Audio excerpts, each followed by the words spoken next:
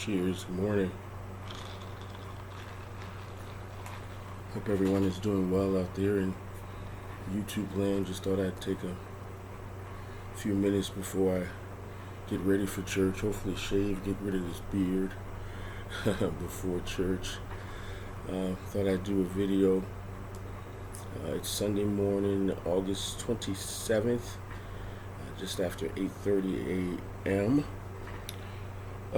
And so, as many of you know, I've been separated from my wife now since last December, and so, it's been a it's been a couple of weeks now that my wife's mom passed away. May her mom rest in peace. But so, on the morning she texted me, it was a Monday morning that she texted me. It'll be 2 weeks tomorrow that she texted me that her mom passed away. So her mom's in a nursing home, and so I went to the nursing home to bless her remains. It's not far from here. And so, long story short, I think I told you guys before that there's this guy, I won't say his name, but he's been hanging around. He used to be the handyman doing some work around our house. We have a house that we live in a rental property, and he did some work around there, hanging around. I didn't trust him, and so she claims that he's just a friend and he's helping out since we're not living together anymore, and blah blah blah. So I get there to the nursing home, and she's sitting in his car, and so I said, well, I thought we were married. And she says, yes, we are.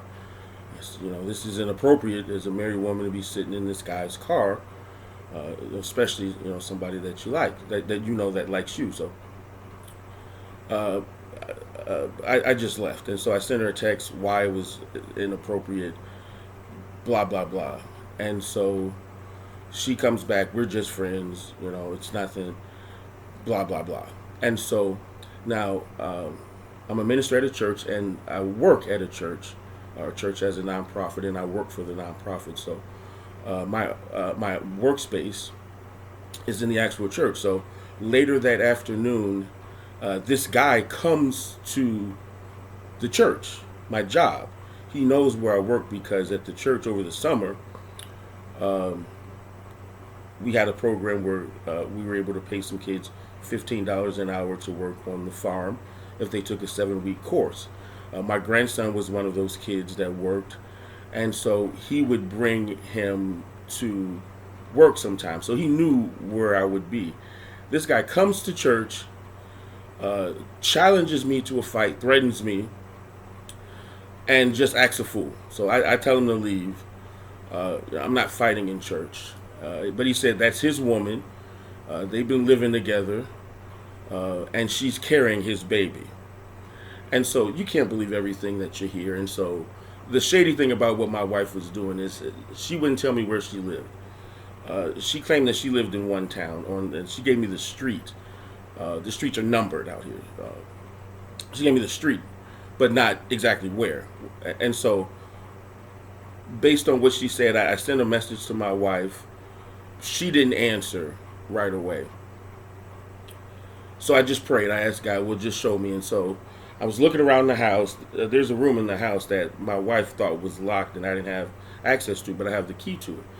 And looking in there, she's a pack rat. She keeps papers and stuff like that in drawers. And anyway, so I found a receipt where she purchased some furniture and had it delivered to an address. Now this was the next morning, maybe 2:30, almost 3 a.m. because I couldn't sleep after this. And so I was thinking, well, I'll go in the morning and I'll check it out. But I thought, well, why not go now? Because if her car is there and his car is out there, this isn't visiting hours, even if it is a friend. This means that you live together. And so I went to this address. Sure enough, her car, his car, they're parked outside. That means they're living together. And so my wife claimed, oh, we're just friends. And then when I explained to her, No, I know where you live. I saw your cars. Then she gets defensive and upset. She's still claiming that that's her friend and that he's just obsessed with her and there's nothing going on and blah blah blah. She wants, one day she wants to work on the marriage and try to fix it. I immediately after this, before the end of the week, I filed for divorce, and so now she's upset with me that I filed for divorce when her mother passed away. Excuse me, but based on the circumstances, and I'd be kind of curious as to you guys' take on that. Was it wrong of me? Was it, should I have waited based on the circumstances? But then she sends me a text not long after. I don't want to speak to you again. I don't want to see you again. Blah blah blah. Then of course she's contacted me the next day and we want to work it out and blah blah blah. And so right now we're just kind of in a holding pattern. I was going to cancel. I was going to put the divorce on hold, but she's just acting way too shady with this guy and just. So, with that being said, I'm going to show some of my favorite recent vinyl finds here lately, and I'm going to show the first one, which was a record that I had never heard of, a band that I'd never heard of. And when I went to the record store one Saturday, one of the record stores I go to, I thought they opened at 10, but they opened at 11. I got there at 10:30. The owner, I'm a regular customer. He just says, well, he opens the door. He just says, come on in and you can start shopping. It's okay. And he was playing this CD, and it sounded so good. I asked him, who is that? What is that? And he tells me, and I said, oh, I hope this is for sale. He said, I got it on CD, I got it on vinyl. CD's cheaper, but the vinyl, I can get it for you. I have it for you in stock. I'll give it, it's normally $35. I'll give it to you for $30, or I'll give you the CD for $20 that has some bonus material. So after hearing it, I said, I got to have this on vinyl. And so this is one of the albums that has just, it's just a wonderful sound, and it's really, it helps me sleep at night sometimes. And it's a record that was released originally in 2001. I normally don't listen to a whole lot of, when I say current music, I mean music even after the 2000s. I don't listen to a lot of that. But this one, it has become one of my favorites. It's by the band 0707, and the name of the album is Simple Things. This was originally released in 2001. This is a 2018 reissue on as a double album.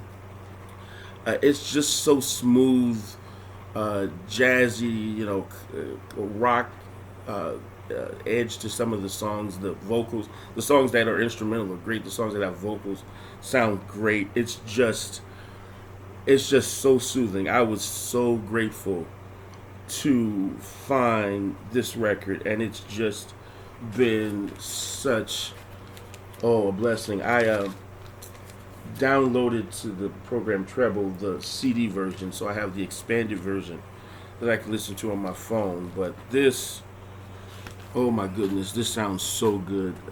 07, if you haven't heard this, I've never heard of this band before. If you haven't heard it, I highly recommend it. So I'm going to have to do this in 2 or 3 videos. Let me just move a little faster. So that was new in the string. I've only bought 2 new in the string records here lately. This is the second one that I like. Again, I'm not a huge greatest hits fan. Jimi Hendrix. It's the best of Jimi Hendrix on a 2 record set. It just sounds so, the songs flow and it sounds so good together. I got this, I was at a Best Buy. And Best Buy is just, in my opinion, their records are just way overpriced. But this was $25.99.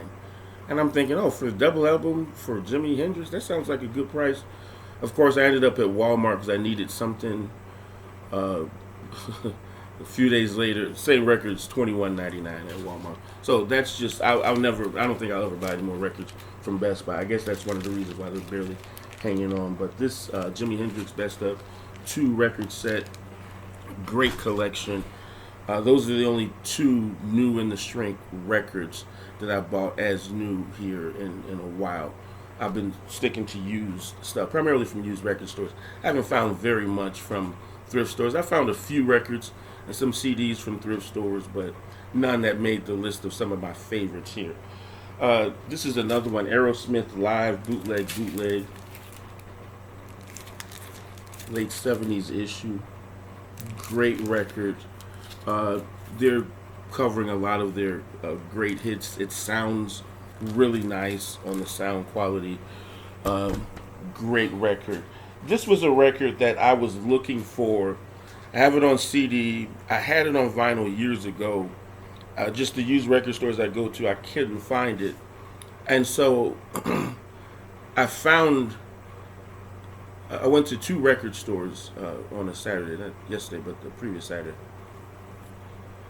I ended up finding this at both record stores, so I just got two copies. One I'll give away, and that's Huey Lewis in the News,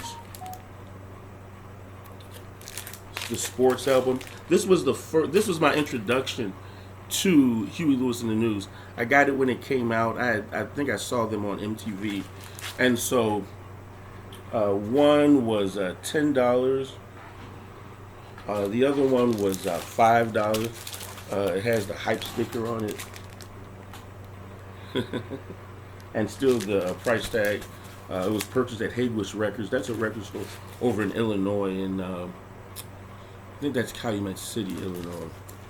So my cousin recently started collecting records again. I think he's a fan, so I'm just going to give him one, and I'll keep the other. But how about that? A record. I've been looking for this on vinyl. Oh, and I just never found it. It's been a couple of years that I've been wanting this, and then find it twice in one day. How about that? This album, Lake, is their self-titled album from 1976. A great progressive classic rock album on the Columbia label. I like everything about this album. I like it from start to finish. Some of my favorite songs on here are on side 2. Key to the Rhyme, Jesus Came Down, and Between the Lines. But there's some other great songs on here. On the Run, Chasing Colors, Do I Love You. Great album. Lake is their self-titled album. This came out in 1976 on the Columbia label. This is an upgrade copy for me. Martin Luther King Jr. Free at Last. This is just some of his speeches. This includes I've Been to the Mountaintop, and excerpts from the I Have a Dream speech, and then the Drum Major Instinct. This is an upgraded copy for me. It was in the shrink. Great copy of it. This is a late 60s, yeah, I think 1968. And this was $3. I have a copy that's a little worn because I've had it for probably 30 years. And so to get that better copy, some of these records that I have, and I'm going to do this in a two-parter, are upgraded copies for me. Here's another one I've been wanting on vinyl for a while, Ambrose's self-titled album. This is, when did this come out? 77? 78? I think this is their first album on Warner Brothers. It has nice, very nice on here. What else? Mama Frog that I like. Time Waits for No One, and Holding On to Yesterday is absolutely one of my favorite songs. I have this on CD, but able to get it on vinyl for the price is $5. Where I got this from, I usually buy records in bulk, and when you buy them in bulk, they'll take $1 or $2 off per record. So I probably got this for $3 in really great shape. The cover is still in the shrink. The record itself is in great shape. I was really glad to get that one. Another album, Camel. I think this came out in 76 or 77. Great classic progressive rock album. Again, it's called Rain Dances. It's on the what label is this on? I didn't close this up. I think it's on Janus. Great album. I've listened to this front and back. I think it's just a really good record. They have another record that came out after this that has more jazz tones to it that I really like. But this one sounds good too. Oh, Camel, Rain Dances. Great song. This was a weird one. It's a soundtrack to the movie How to Beat the High Cost of Living. It's performed by Hubert Laws and Earl Klugh from 1980 on the Columbia label. It's a great jazz album. A lot of it's just really smooth jazz. But I've never heard of this movie, and when I looked at who was in this movie, Garrett Morris, Fred Willard, Dabney Coleman, Catherine Damon, Eddie Albert. I don't know why I've never heard of this movie before. I kind of want to see it now, but this soundtrack sounds great. I had never heard it. It was a blind buy. I paid $3 for that. Well worth it. I do really like gospel music. I've found a few gospel records lately. Not some of them were a little disappointing. Didn't make my favorite list here. But this one is James Cleveland and Triborough Mass Choir, early '80s release. I think this is '81 or '82. But this was recorded live in New York. In God's own time, my change will come. It's kind of become a mantra for me in this season. Really, with the separation, the drama with my wife, my life becoming a Jerry Springer episode a little bit. So yeah, this is a great album. I really do enjoy James Cleveland's albums. I probably have 20, 25 of his albums, and I still don't have anywhere near them all, I don't think. For jazz, Dave Brubeck, Time In. This came out in 1971, the Columbia label. This album is really great. Again, this is another one, front to back. I'll listen to some of my favorite songs on here, where it starts with Lost Waltz. Really, that whole side one is great. Then Softly, William Softly, and then Lonesome is another good song. On the CD version of this that I saw online, there's a song on there, must be not released, called like Grouchy Old Man or something. I really liked it, so I'm gonna have to try to get this on CD to get that song. But again, it was a great album on the Columbia label. This is another vinyl record I've been wanting for years. I used to have it. I had it up until the early 90s.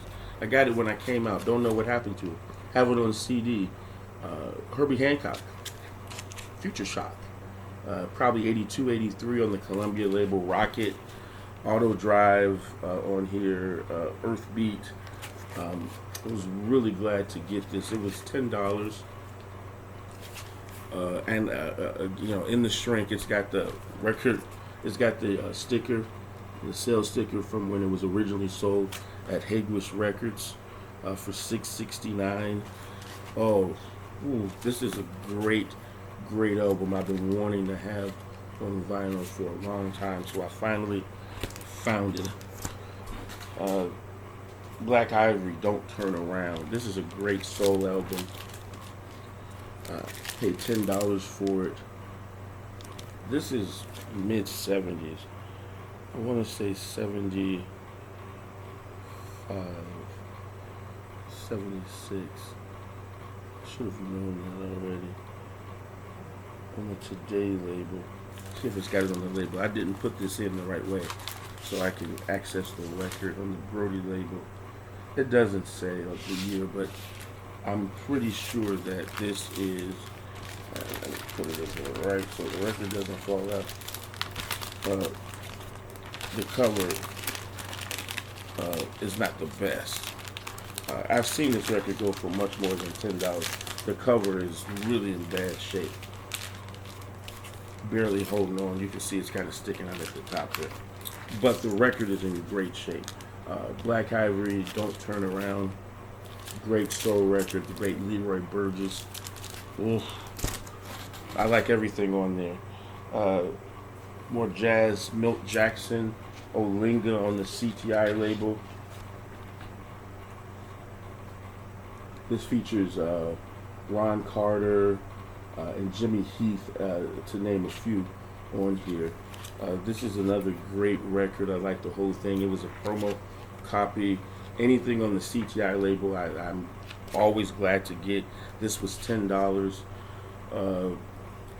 The Metal Melter and the Steel Bender are two of my favorite songs. I do like Lost April on here, and I'm not so sure. And Re-Rev are the other songs on here. I've listened to this all the way through.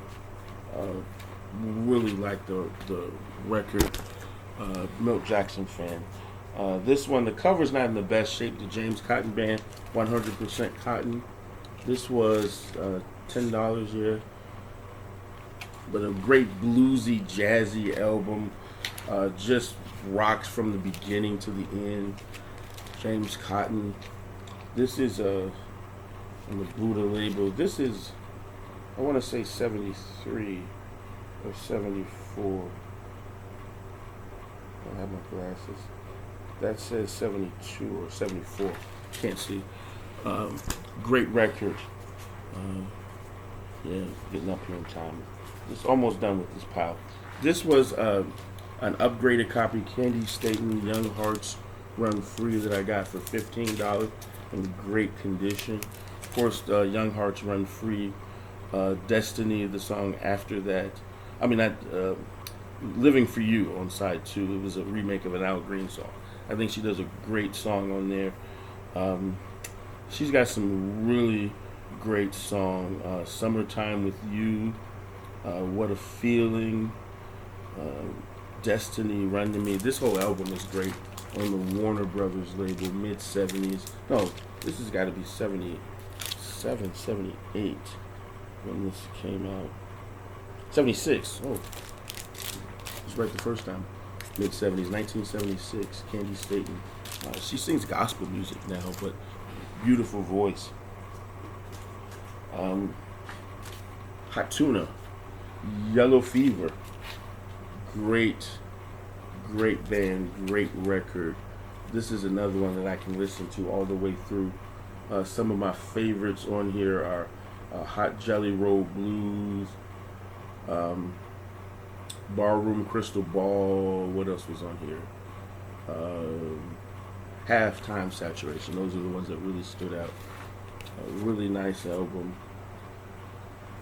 This was $5 on the Grunt label. This is late 70s. Oh no, mid 70s, 75 on the Grunt label. Last one for this, then we'll have a part 2 of the video.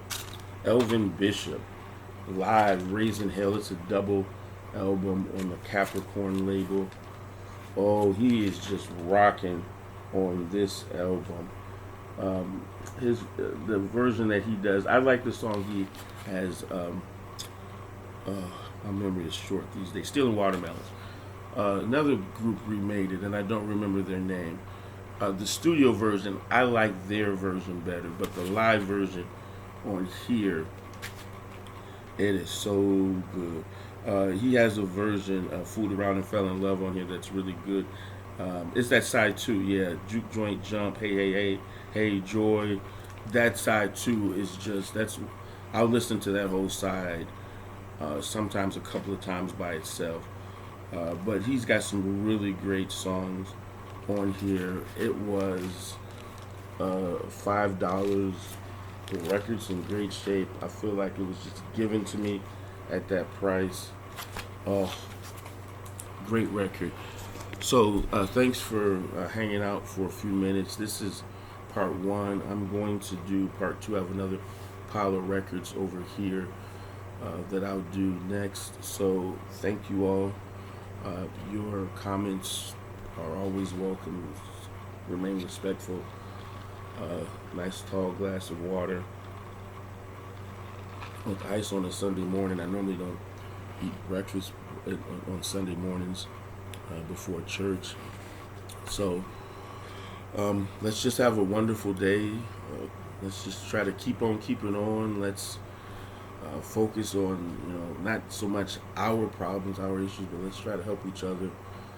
Let's try to make a positive impact on the world. Thanks again for watching, and have a great day.